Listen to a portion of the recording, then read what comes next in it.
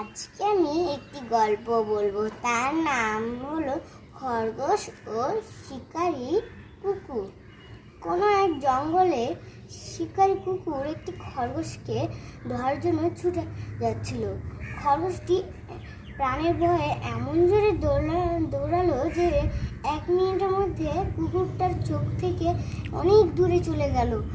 এই দেখে একটা রাখাল খুবই হাসি ঠাট্টা করে বলল যে খরগোশটা এতটুকু তো এত দূরে চলে গেল আর কুকুরটাকে পরাজিত করে দিল। এরকম করে হাসতে শুরু করে দিল। আর কুকুরটা তার কথা শুনে বলল যে ভাই তুমি এগুলো কথা বুঝতে পারবে না।